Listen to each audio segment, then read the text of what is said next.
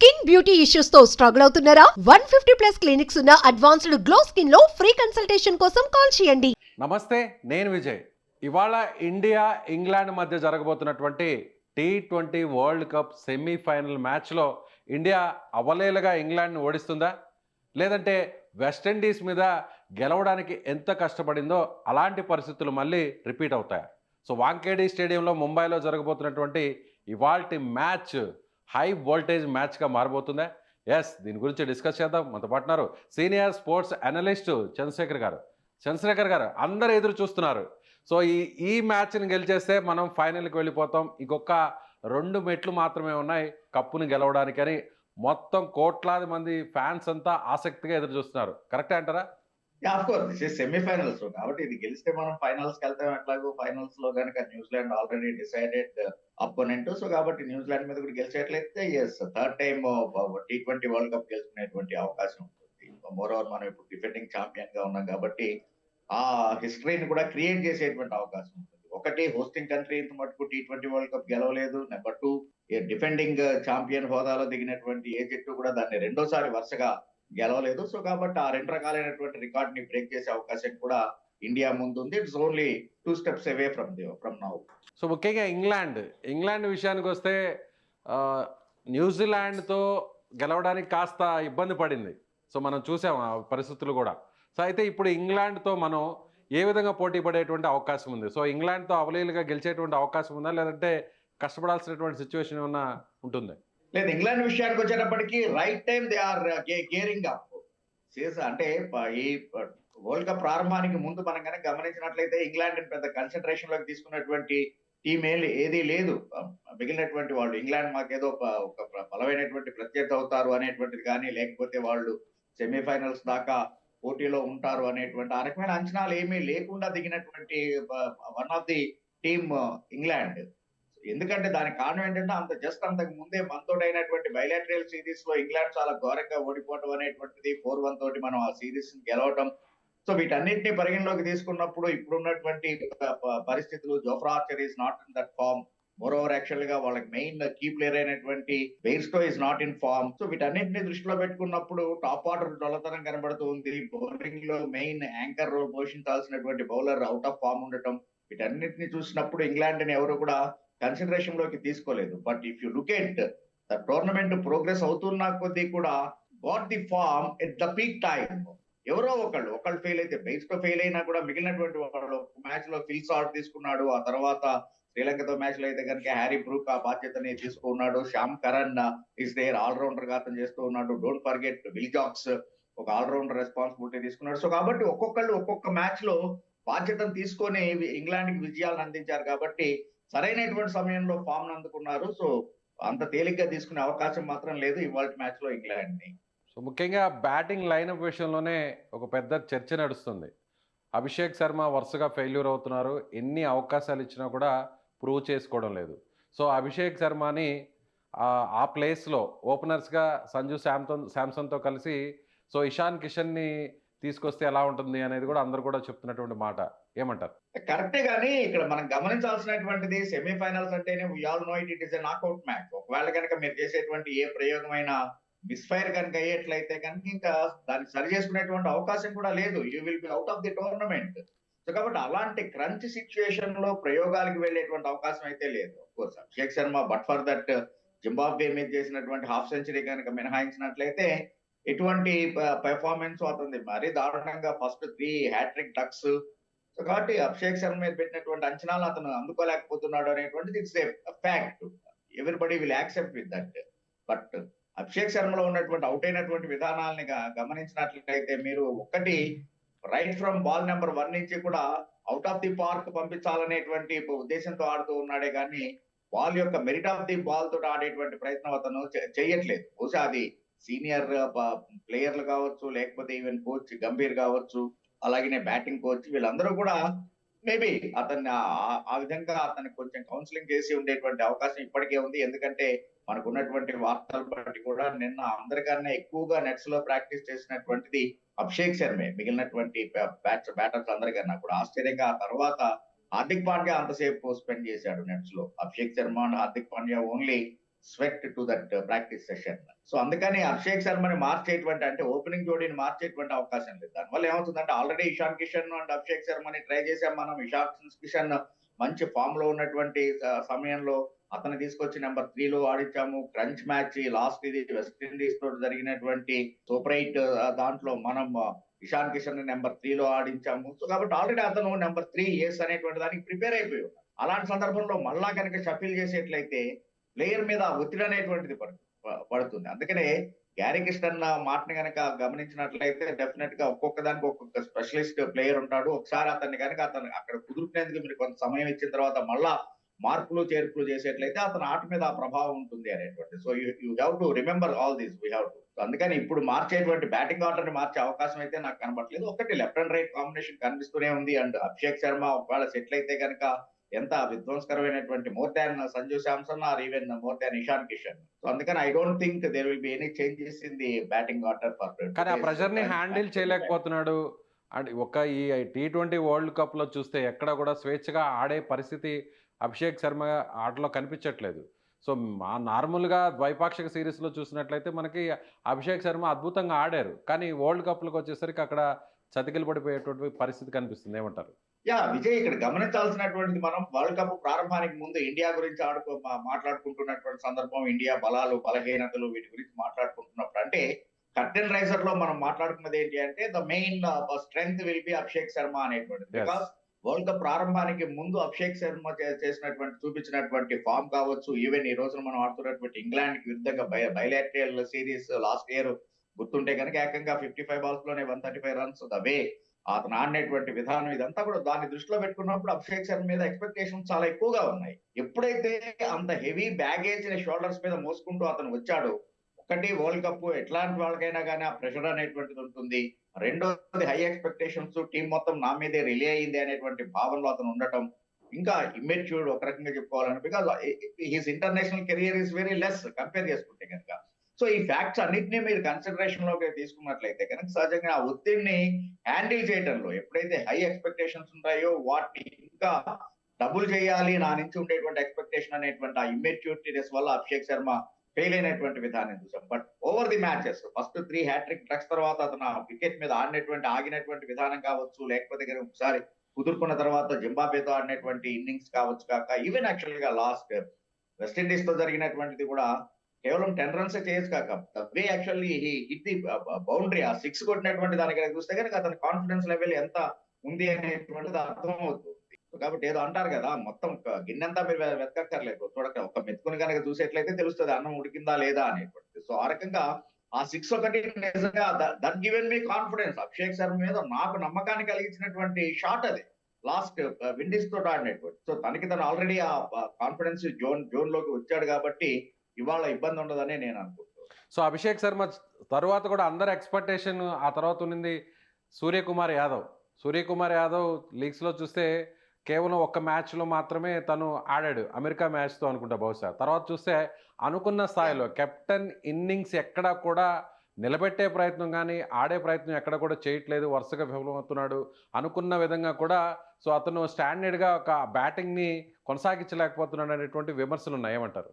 ఒక రకంగా on paper చూస్తే ఇది కరెక్టే కానీ but if you look at that సహజంగానే నెంబర్ 3 లో వచ్చేటువంటిది నెంబర్ 4 లో వచ్చాడు, ఆ తర్వాత నెంబర్ 5 బ్యాటింగ్. సో కాబట్టి తనకి తను అంటే టీమ్ ఇంపార్టెన్స్ ని బట్టి టీం యొక్క రిక్వైర్మెంట్స్ దృష్ట్యా బీయింగ్ ఏ క్యాప్టెన్ తనకి తను సాక్రిఫైస్ చేసుకుంటూ డౌన్ ది ఆర్డర్ బ్యాటింగ్ వస్తూ ఉన్నటువంటి సూర్యకుమార్ యాదవ్ లాంటి పనిచినట్టే ఈవెన్ యాక్చువల్ గా డౌన్ ది ఆర్డర్ వచ్చినా కూడా అతని నుంచి కావాల్సినటువంటి ఉపయోగకరమైనటువంటి పరుగులు అయితే లభిస్తూ ఉన్నాయి. ఈవెన్ విండీస్ తోటి మనం వెస్టిండీస్ తోటి గెలిచాము, సంజు శాంసన్ ఆకాశానికి ఎత్తేసాము అంటే దానికి కారణం యాక్చువల్ గా ఫస్ట్ లోనే వికెట్లు పడిన సందర్భంలో the way Suryakumar Yadav being a captain సంజుకి ఇచ్చినటువంటి ఒక ఎండలో ఇచ్చినటువంటి సపోర్ట్ కావచ్చు, లేకపోతే కనుక అతన్ని అంటే అతను చేసినటువంటి ఆ క్రూషియల్ 27 runs భాగస్వామ్యం అనేటువంటిది దట్ T20 క్రికెట్ లో అంటేనే బిట్స్ అండ్ పీసెస్ ఇదిలో కాబట్టి తన యొక్క కాంట్రిబ్యూషన్ మామూలుగా చెప్తూ ఉంటాం కదా, సినిమాలో వచ్చేటప్పటికి నాది చాలా చిన్న రోల్ 5 నిమిషాలే ఉంటుంది బట్ కథని మలుపు తిప్పేటువంటి క్యారెక్టర్ ఉంటుంది నాది అని చెప్పేసి మనం వింటూనే ఉంటాం మనం. సో అలాగనే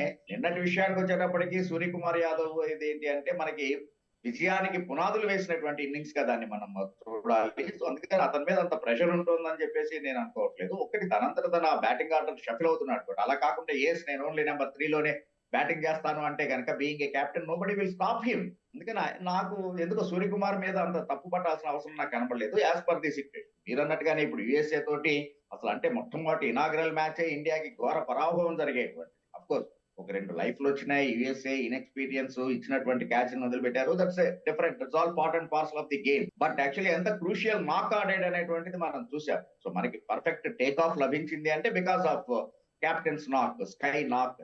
కానీ ఈ రోజున కూడా సూర్యకుమార్ యాదవ్ ని మరి మనం బాధపడాల్సినటువంటి అవసరం లేదు. హీఈస్ ఇన్ గుడ్ ఫామ్, మరి పూర్ ఫామ్ లో అయితే లేడు. ఓన్లీ థింగ్ ఈజ్ యాక్సలరేషన్ కోసం కొన్ని ఇన్నోవేటివ్ షాట్స్ కి వెళ్ళి కొన్ని గ్లోరియస్ షాట్స్ కి వెళ్ళి అతను అవుట్ అయినటువంటి దాన్ని చూసాం. కానీ otherwise he's in good form, good nick. Right. ఇక బౌలింగ్ విషయానికి వస్తే ఈసారి స్పిన్నర్గా ఎవరిని ఆడించేటువంటి అవకాశం ఉంది?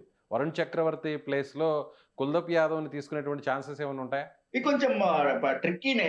ఈవెన్ అంటే టీమ్ మేనేజ్మెంట్ కూడా డెసిషన్ తీసుకోవడం విషయంలో కొంచెం కష్టమైనటువంటి ఇది. అంటే ఏదో సునాయాసంగా డెసిషన్ తీసుకోలేదు. ఒకటి Kuldeep Yadav is number 1 bowler and very successful bowler, break through ఇవ్వగలిగినటువంటి bowler and wristy spinner always will be a dangerous person all together. కానీ ఇది సెమీఫైనల్స్ మ్యాచ్, ఇక్కడ ఎక్స్పెరిమెంట్ చేసేటువంటి పరిస్థితి లేదు. మళ్ళీ అదే వరుణ్ చక్రవర్తి లాస్ట్ 3 మ్యాచెస్ అయితే కనుక అనుకున్నటువంటిది కాదు. ఈవెన్ యాక్చువల్ గా వెస్టిండీస్ మీద అయితే కనుక ఈ కన్సిడర్డ్ 10 runs per over, ఒక వికెట్ తీసుకున్నా కూడా. But 10 runs per over, 4 overs 40 runs అనేటువంటిది వరుణ్ చక్రవర్తి క్యాలిబర్ కి చాలా తక్కువగానే ఉంటుంది. అట్లా అని చెప్పేసి అని దాన్ని దృష్టిలో పెట్టుకొని ఇచ్చేసేటువంటి బౌలింగ్ లో మార్పు చేసేటువంటి అవకాశం కూడా లేదు. బట్ అంటే if you look at the positive side, even actual గా వెస్టిండీస్ ఓపెనింగ్ జోడీ చాలా బాగా వెళ్తున్నటువంటి సందర్భంలో ఫస్ట్ గేట్స్ ఓపెన్ చేసినటువంటిదే వరుణ్ చక్రవర్తి. షాయ్ హోప్ ని కనుక బౌల్డ్ చేయకపోయి ఉంటే కనుక డెఫినెట్ గా ఆ జోడీ ఇంకొక 2-3 overs వెళ్ళుంటే వాళ్ళు ఇంకొంచెం అంటే అట్లీస్ట్ 200+, 220, 225 దాకా వెళ్ళేటువంటి అవకాశం ఉండేది. సో కాబట్టి ఫస్ట్ బ్రేక్ త్రూ ఇచ్చినటువంటిది వరుణ్ చక్రవర్తి. అలాగనే not only last match West Indies తో జరిగిందే కాకుండా కనుక మీరు చూసినట్లయితే ఆల్మోస్ట్ వరల్డ్ కప్ విషయానికి వచ్చేవాడికి ప్రతి దాంట్లోనూ కూడా ఫస్ట్ మనకి బ్రేక్ త్రూ ఇచ్చినటువంటిది, లేకపోతే కనుక సెకండ్ వికెట్ పార్ట్నర్షిప్ బాగా వెళ్తున్నటువంటి అగైన్ ఆ పార్ట్నర్షిప్ ని బ్రేక్ చేసినటువంటిది, ఏదైనా సరే క్రూషియల్ వికెట్ తీసుకున్నటువంటిది వరుణ్ చక్రవర్తి. అదే కంపారిజన్ ఎందుకు వచ్చింది అంటే కనుక లీగ్ ఫేస్ దాకా వరుణ్ చక్రవర్తి వరుసగా మ్యాచ్ కి 2 wickets 3 wickets అలా తీసుకున్నటువంటిది. The crunch situation towards the end అలాగా వికెట్లు తీయట్లేదు అనే ఉద్దేశంతో మనకు ఆ డిస్కషన్ వస్తుంది. కానీ వరుణ్ చక్రవర్తిని తప్పించేటువంటి ధైర్యం అయితే మేనేజ్మెంట్ చేయదు. I think same Varun and Axar will continue. Right. ఇక వాంఖేడే స్టేడియంలో ఉన్నటువంటి పిచ్, ఇది కొత్తగా తయారు చేసినటువంటి ట్రాక్. ఈ పిచ్ ఇప్పటి వరకు కేవలం 1 మ్యాచ్ మాత్రమే ఆడారు. సో ఎలా ఉండేటువంటి అవకాశం ఉంది? ఇది బౌలింగ్ అనుకూలంగా ఉంటుందా, లేదా యాజ్ ఇట్ ఈస్గా బ్యాటింగ్ అనుకూలించేటువంటి పిచ్గా ఉండేటువంటి ఛాన్సెస్ ఉంటుంది? ఒకవేళ బ్యాటింగ్కి అనుకూలిస్తే ఎన్ని పరుగుల వరకు చేసేటువంటి అవకాశం ఉంది? వాంఖేడే వచ్చేవాడికి one of the luckiest ground for Indian team. మనకి అందరికీ కూడా చాలా ఇష్టం. ఓల్డెస్ట్ అండ్ హిస్టారిక్ ఇది ఉన్నటువంటిది. Don't forget 2011 world cup Sri Lanka మీద మనం గెలిచినటువంటిది. సో కాబట్టి అదే వాంఖేడే స్టేడియం లో మనకి చాలా లక్కీగా ఉన్నటువంటి గ్రౌండ్ అది. ప్లస్ ఇప్పుడున్నటువంటి T20 ఫార్మెట్ డెఫినెట్ గానే ఆల్ స్పెక్టేటర్స్ అంటే క్రికెట్ లవర్స్ ఎక్స్పెక్ట్ ది బ్యాటింగే కానీ ఏదో 50 runs 60 runs 100 below 100 runs all out అయిపోయేటువంటి వికెట్ ని ఎప్పుడు ఎక్స్పెక్ట్ చేయరు. సో కాబట్టి డెఫినెట్ గా బ్యాటింగ్ ఫ్రెండ్లీగానే ఉంటుంది. Same time Wankhede it's nature by nature, ఎందుకంటే అక్కడ ఉండేటువంటి ఆ సముద్రపు గాలులు ఇది దాని వల్ల మీడియం పేసర్ కి ఇనిషియల్ గానే మంచి మూవ్మెంట్ లభించేటువంటి ఇది ఉంటుంది. Later on it helps the spinners అంటే స్లో ట్రాక్ గా ఉండేటువంటిది ఉంటుంది. కాబట్టి so both batting and bowling కి అనుకూలించేటువంటి వికెట్ అండ్ బౌండరీ లైన్ కూడా చాలా చిన్నది కాబట్టి definitely expect boundaries and sixers like a rain. So toss కీలకంగా మారే అవకాశం ఏమైనా ఉంటుందా?